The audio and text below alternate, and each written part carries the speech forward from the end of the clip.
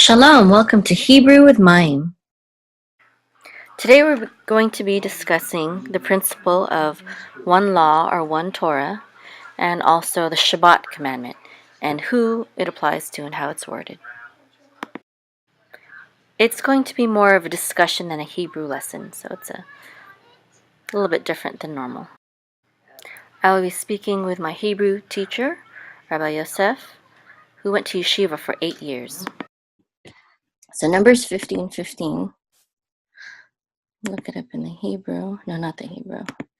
Interlinear. Do you know whether that interlinear thing shows? Okay, this probably does. I was going to ask about the other. What? Whether it shows every single conjugation of the words, or whether it's giving a simplified form of the words. Simplified form. It's not exactly as it appears. Right. Okay. Mm-hmm. The root, I guess it gives the root, right? I don't know. Okay, so, and it's often wrong too. Maybe it's right, or one of the possibilities for the particular verse, but no, sometimes it's just wrong. Oh, really? Yeah, sometimes, not always, but okay. and I'm not an expert, but I still have caught it. There are plenty of resources to verify things today. Mm-hmm. Like you. Well, I can also need to verify at times. Okay, so is this it? Oh yeah, so Hakahal Chukah Achat Lachem Velager Hagar Chukat Olam Ledorotechem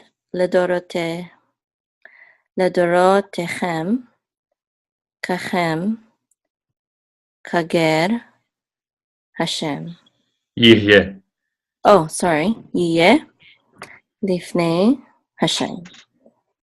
Okay. So the way that this is translated in context, I think that would be good if we got the context. I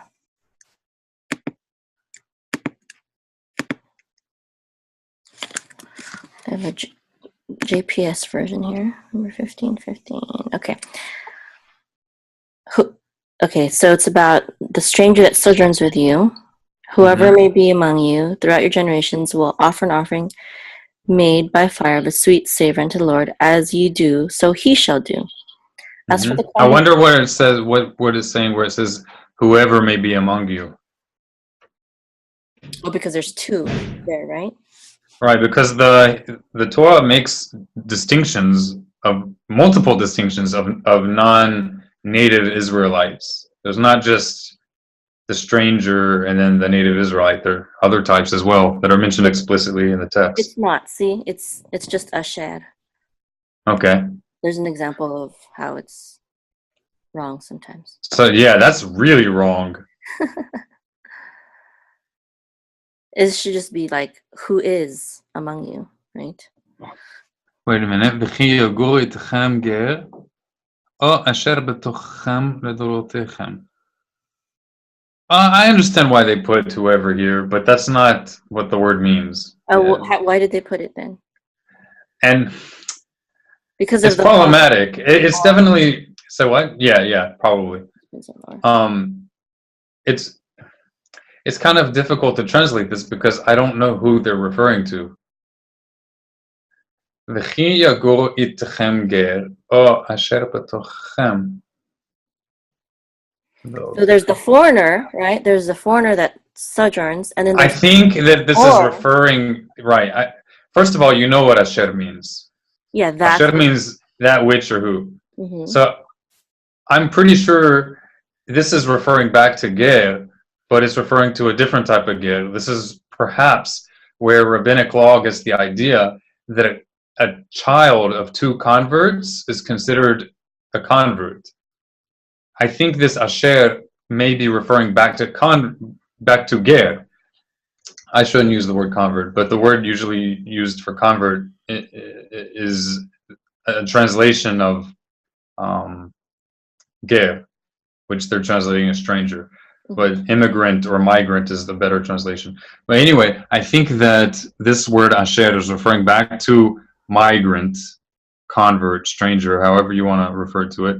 And it's distinct from the first convert in the first passage because and the first part of the passage because the convert that's first mentioned is the one who joins the people of Israel. It's the one that did the act of joining. And then this asher is the convert that is among you for generations, like the next generation of the convert, not the one that actively joined you, but he's been among you for generations.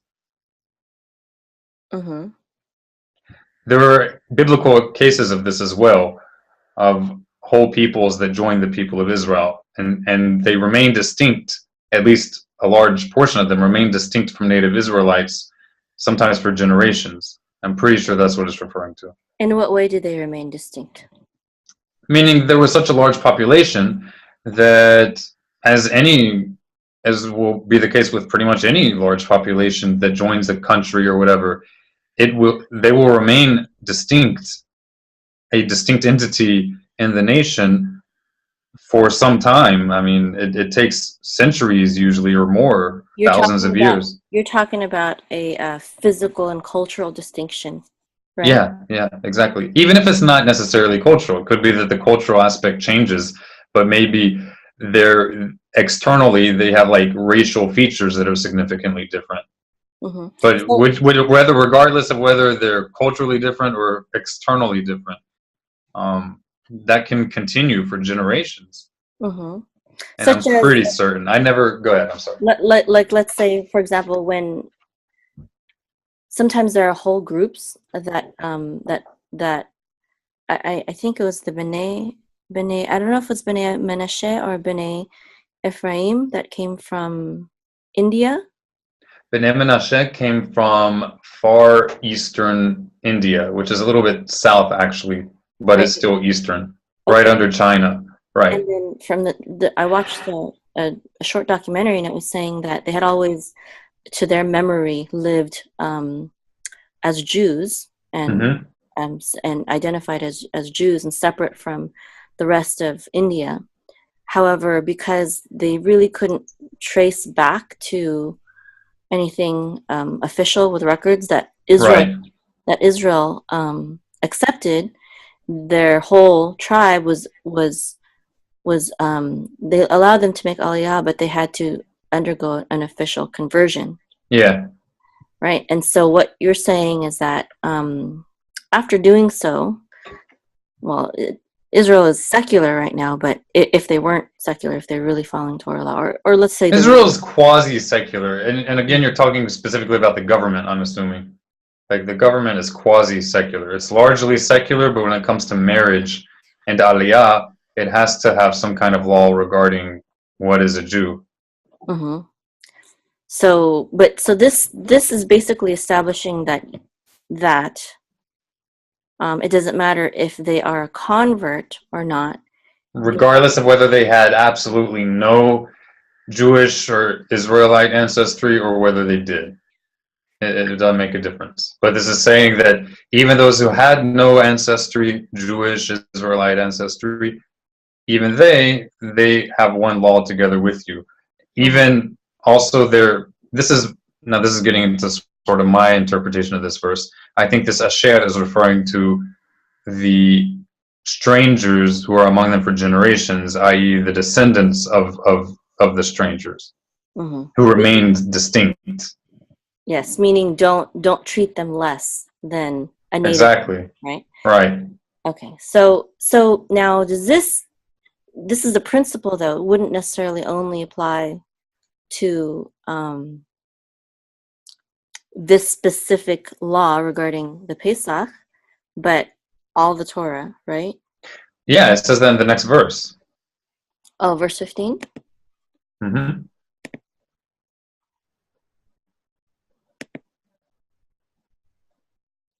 Okay, so one judgment, hukah So it's not this verse. There's another verse that actually says Torah ahat. One Torah. So this is not it. This is just a specific commandment.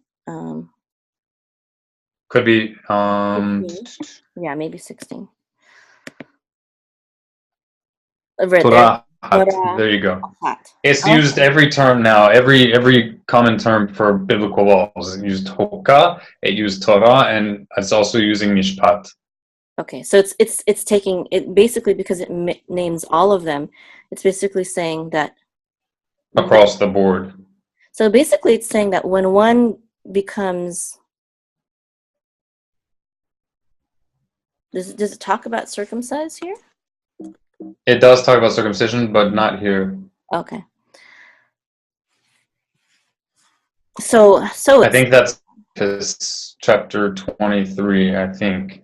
Okay, so if a stranger sojourns with you, or be among you. Let's say migrant or immigrant who immigrates among you. Okay, now let me add, how about this one? And will offer an offering made by fire of a sweet savor unto the Lord. The offerings could only be done by Israelites, right? Right, but a stranger who joins among you becomes an Israelite. He's just not a native-born Israelite.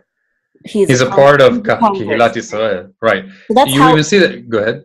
Sorry, I was just going to ask. So this is how we know that it's talking about a convert, because only Israelites could make these offerings, correct? Right, and you even see at the very beginning of verse 15, the next verse, it says, as for the congregation, the kahal, and then it goes on to refer to a stranger, you and the stranger, i.e. the stranger is a part of this kahal, it's a part of this congregation of Israel. Okay. That's the only congregation it's referring to. It's the congregation of Israel. Okay. Another question is kind of related. By the way, there's more than one type of ger referred to in Torah. Yes, there's the ger toshav also, and that is not a convert, right? I mean, if you want to translate ger as convert, a ger toshav is also a convert, but it's a different type. It's a different type of convert. Okay, from what I've learned, a ger toshav is not a convert. He's just a resident foreigner who only has accepted to abide by the Noahide laws. Right, but that's a type of convert. Okay, it's not a convert to Judaism. He's accepted the most basic part of the Torah. Okay. It's not a convert. He's not a Jew. He's not an Israelite. Right, he's not an Israelite. You could say he has a type of Jewish faith, but legally speaking, he's not an Israelite. Okay. Have you heard of the world of Ger and the fourth house of Israel? No. I think I might have one time heard of this, and I have no idea what it's in reference to. Okay, well, I think basically it's saying that the Ger Toshav or the Noahides are one of, like, you know how there's the Kohen, there's a Levite, there's the Israelite. Yeah. And then there's the there's Gerim. Yeah, there's a Gerim, but a ger tzaddik, a convert. Tzedek. Yeah. Tzedek, sorry, ger tzedek, a convert would be part of the Israelite, right? Right. I mean, halakha still makes some distinctions between a ger tzedek, a convert.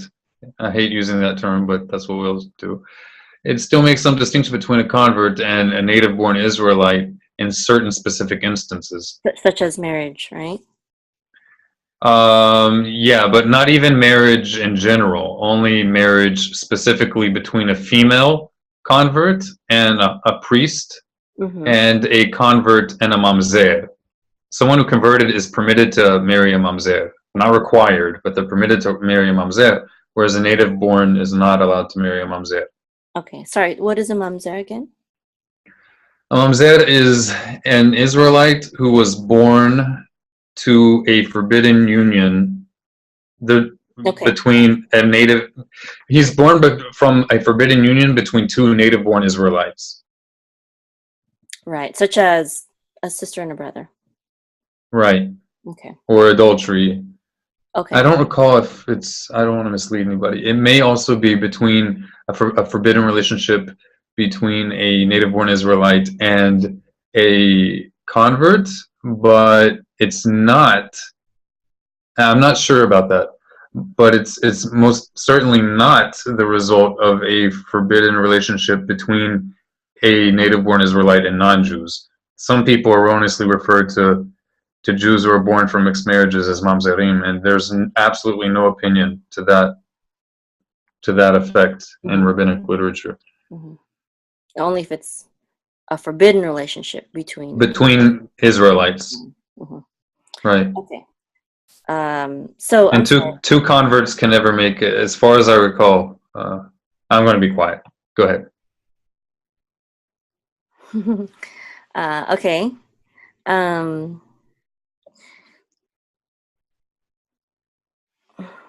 I forgot now what I was going to say. What were you going to say? Two converts can never make. I'm trying to remember what we were talking about before to maybe help you. Okay. You asked about marriage, differences between converts and Israelites, and that was because I mentioned something, and you were trying to talk about something else. So I led you on a tangent. Okay, but basically, a Jew can't marry a non-Jew unless they convert. Right. Okay. And then it's no longer forbidden because they're considered Israelite. Right. But even go ahead. No, go ahead. But even whether halacha recognizes or would call it a marriage or not, a sexual union between an Israelite and a complete non-Israelite has not converted. That sexual union, although forbidden, does not produce mamzerim. Wait, why? That sexual union between an Israelite and a non-Israelite does not produce mamzerim. A mamzer. Mamzer. I thought you said earlier that it does. No, forbidden unions between Israelites does. Okay.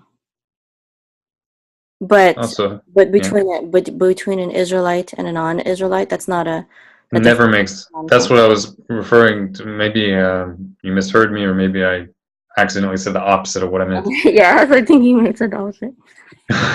Okay. Good thing I'm clarifying. Yeah, there's absolutely no source, there's no opinion in rabbinic literature that an Israelite who has forbidden relations with a non-Israelite results in a mamzer. Okay. There's no such basis. And I just mentioned that because some Jews nowadays mistakenly say that, and it's. But isn't that technically a forbidden relationship? A Jew? What? Yeah, absolutely, it's a forbidden relationship, but it doesn't result in a mamzer. But didn't you just say that any forbidden? Oh, you said between Israelites. Right. But that doesn't make sense, because what if an Israelite has, a forbidden relationship with a non-Israelite? Mm-hmm. So if an Israelite commits adultery with a Jew, the child is mamzer. But if he commits adultery with a non-Jew, right, the child is not mamzer. Correct. That doesn't make sense. That's what it is. Well, but the child is a non-Jew, though. If the mother is Jewish, the child is still regarded as a Jew. Meaning, all that means is that he's legally considered bound by the covenant of Torah. That's all that means. Jews should never be understood as meaning that someone is superior or racially superior in any way. All it means that someone is legally Jewish is that they're considered bound by Jewish law according to rabbinic understanding of Jewish law. Okay, right. Oh, that brings me to my next question, which is regarding Shabbat, where it says, "Remember the Sabbath day to keep it holy. 6 days thou shalt not labor, but 7 days Sabbath unto the Lord thy God." Okay, now the part that I wanted to ask about is here, where it says, "In it thou shalt not do any manner of work, thou nor thy son nor thy daughter nor thy manservant nor thy maidservant nor thy cattle nor thy stranger that is within thy gates." Right. Does that include the ger toshav, or only the ger tzadik, which is the convert? Right. So this is, according to rabbinic tradition, this is not in reference to the ger tzedek. This is in reference either to a ger toshav or to what's called a sechir. The Torah also refers to a sechir. This is like someone who's paid to do work. Keep in mind that Ger Toshav is specifically in reference to the land of Israel. But you could have someone who's working for you, who's not a servant, right? But they're working for you, and you could have told them to do something on Shabbat, but here it's saying no. Okay. So basically it's saying that not even the non-Jew should work on Shabbat. No, it's saying you should not work them. You should not have them working. For you, that's why I said for you. Right. But they're allowed to do something if they want. We're just not allowed to make them work. Okay. Notice we don't say cattle is forbidden for working on Shabbat. We're not supposed to make them work. Okay. Right. And same with, like, when it says son and daughter here, it's referring to children. Same thing with children. Like, they're not technically considered liable if they do something that's normally forbidden, but we're not supposed to try to get them to do things for us that we're not allowed to do. Okay. And what if it's someone like you're renting a room? I know the context of this. Well, does this imply only in the land of Israel, or this is understood to mean these are the 10, right? Yeah. Wherever you are. Yeah. Yep. Yeah. Just making sure. And I mean, unless we want to say that you should only respect your parents if you live in the land of Israel. Right. You should only do idolatry if you live in the land of Israel. Yeah, outside it's okay. Yeah. Right. Okay. No, yes, I totally agree with that, but I just wanted to confirm. There are some things that are not applicable outside the land of Israel. Right. But they generally are contextually understood that way. Like some of the agricultural laws, it specifically says in your land. So then in the Talmud, they say that outside of the land, it's either totally not considered an issue or it's rabbinically forbidden. Right. As in the Torah didn't forbid it. We rabbinically forbade it. But for example, all of the biblical holy days, it says throughout your generations. Absolutely. And all in all your dwelling places. Yeah. Absolutely. Right. The only exceptions are with regard to the sacrifices, because the text teaches us to only make the sacrifices in the place that God would choose. Right. Now, okay.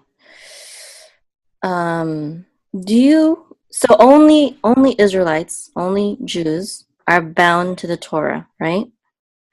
But you do believe that non-Israelites should follow at least the Noahide laws? I think that everyone should follow their moral compass and strive to be as rational as they can. That's my understanding. I think we're all responsible for our level of knowledge. Okay. Do you believe that it was the intention of Israel to share the principles of Torah to the whole world? Yeah, I really do think that. And that's not the same as saying that the whole world is legally bound by the Torah. Not legally bound because they never accepted the Torah, right? Right. But they would do well to adopt as much. I agree. Right, I agree. On a national level and also on a personal level. I agree completely. Okay. That doesn't mean that every single aspect of the Torah, every single commandment, it's in their interest in any particular situation that a person may find himself. A person can be in a situation against his will in which it may not be in his interest to be as Torah observant as he otherwise possibly could. Yes. But that's also true for someone who is Jewish. There can be situations where someone who is Jewish already and he's already bound by Torah, that it may not be in his interest, and it may even be in the big picture that he shouldn't keep certain commandments.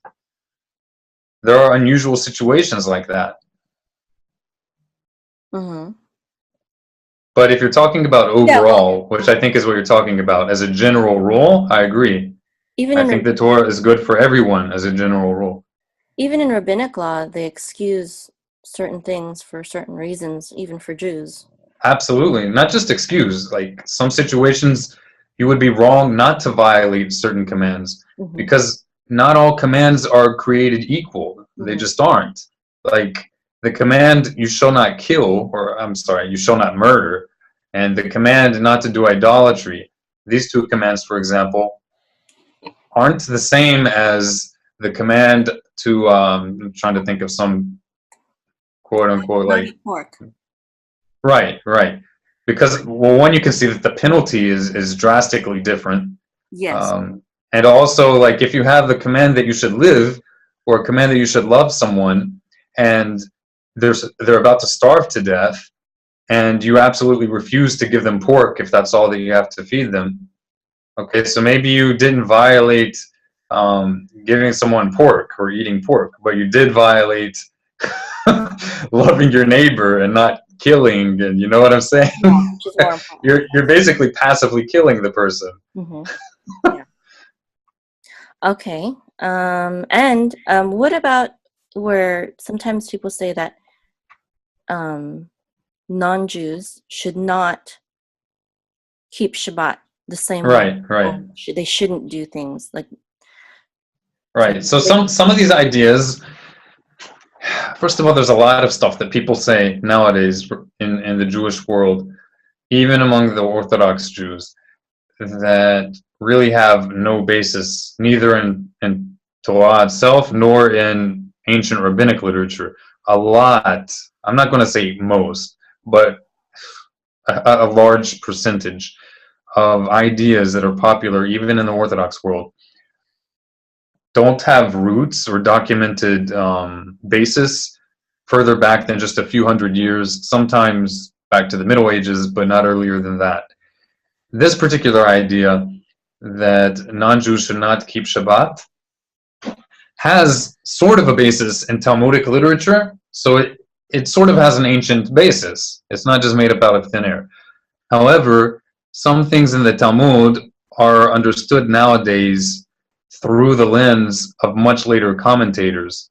Such as this specific one, who is the commentator? All right, so for example, there are multiple commentators, and I'm not an expert in all the different opinions on it, but just that whoever's listening knows, for almost any teaching in the Talmud, and especially if it's not thoroughly elaborated upon in the Talmud, there are expansive commentaries regarding that.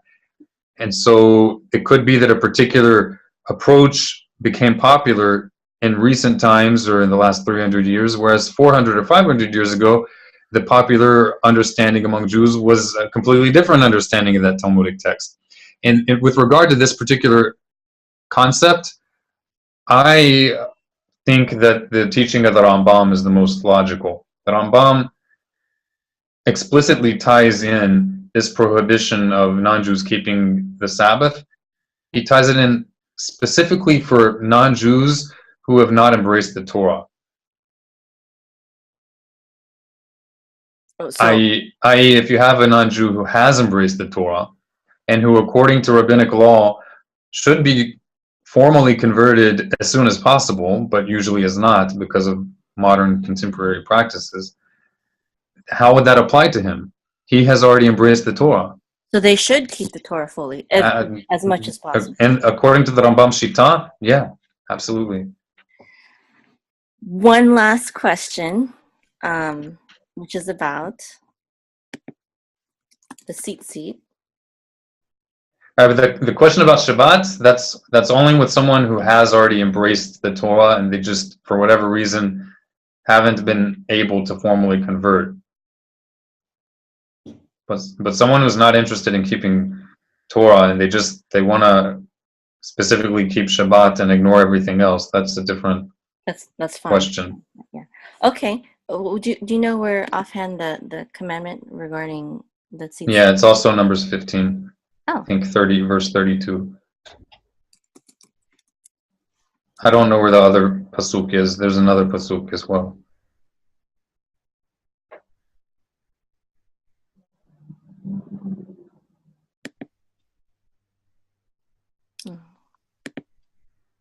So is this verse 32? Maybe it's not 32. but it should be it should be chapter 15. Maybe 36.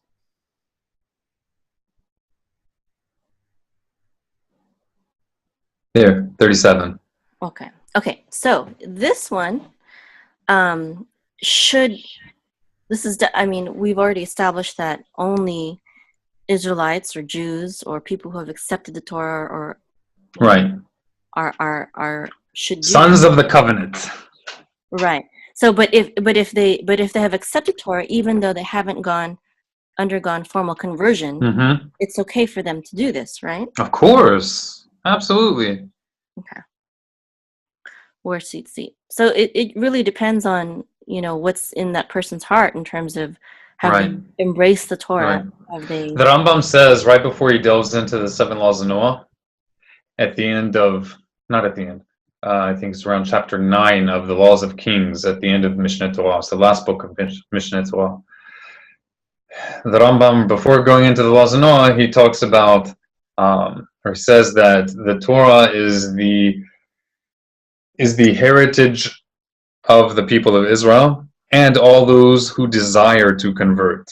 He doesn't say and converts. He doesn't say it's the heritage of Israelites and those who have converted. He says, and those who desire to convert. And I highly doubt that he just happened to put those who desire to convert rather than and people who have converted. There's a big difference. I think he was expressing his view there. Now, what about the person who accepts the Torah but doesn't want to go through formal conversion for some reason? Well, if that's because of the absurdities of modern formal conversion, then I completely understand. Okay. But if he doesn't want to formally go through conversion for some odd reason, like what is the reason? Why would someone not want to go through conversion if they've really embraced the Torah? Well, what if they don't? What if they're not sure about rabbinic law?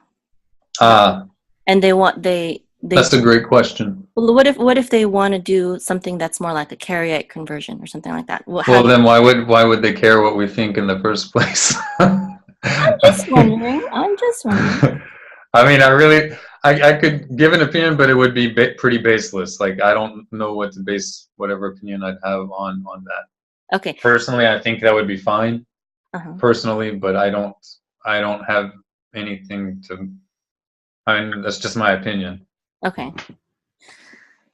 And it probably, I wouldn't think it'd be relevant to them in any case if they don't accept the oral law or rabbinic oral law.